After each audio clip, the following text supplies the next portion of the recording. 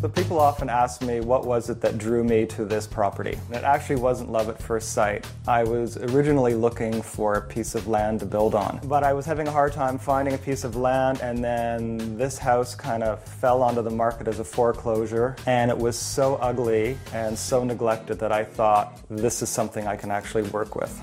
Within 5 minutes of walking through this property, I knew exactly what I wanted to do. I wanted to create an entertaining kitchen. I knew the center of the house needed to be blown up and opened up. Windows were going to be added everywhere. I'm kind of an all or nothing kind of guy, so when I tackled this house, the entire house was completely gutted and opened up, really to see what could and couldn't be done structurally.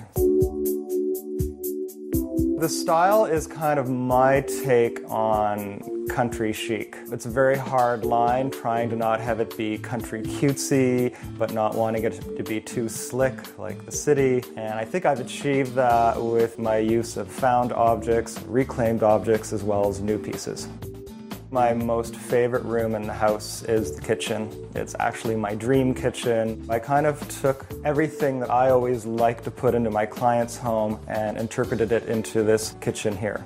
I had inherited this vintage range from a client's house in Toronto, and that actually precipitated me having to find a property to house this beautiful oven. The design of the kitchen revolved around the oven and revolved around generous work surfaces. It has a great place for friends to hang out, so it almost becomes like a cooking show.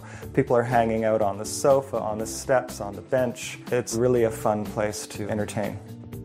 The overall palette for the house, I hate to use the word neutral because it's not really neutral, but it is shades of gray and white and cream, and then accent that with artwork, pillows, throws. I don't have the budgets that my clients do, so it was a real creative stretch to make the dollar go as far as possible. Some of the furniture items in this house, the coffee table is a classic 60s piece that I found in a junk shop in Port Hope. My dining room chairs actually came out of my chiropractor's office, and I had them slip covered. The buffet was found on Kijiji, and then some steel tables were found at HomeSense, so it's really been a collection of items. I'm really proud to say that my house here in the country is a really comfortable, warm, and inviting place. Friends feel at ease. There's user-friendly finishes and fabrics so that I don't have to worry if something gets spilt, nor should they worry. In addition to being an interior designer, I'm also a full-time artist, and I have a painting studio in Toronto. So the house has also become like a revolving gallery for some of my pieces. Being fortunate enough to reside in Canada's hottest new wine country, I decided to treat myself to a wine cellar. It's very rustic, it's made out of chipboard, gravel on the floor, exposed block, but it works wonderfully for my local wines as well as overflow for the pantry.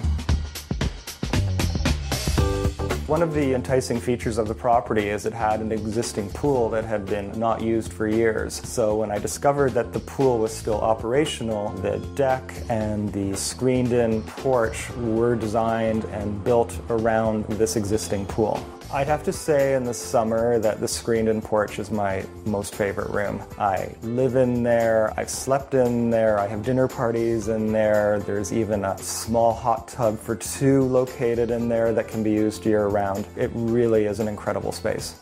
Because the house has become such an entertaining house, and there's quite often 10, 12, 14 people here for the weekend, I converted an existing shed on the property into a bunkie. And it really is kind of this romantic little oasis that's about 30 feet from the house. I have to say this is my dream home, as it was the first home I ever did for just me. With previous homes, I always found it to be quite a challenge. And the irony was, with this property, it just all fell into place. It was just seamless.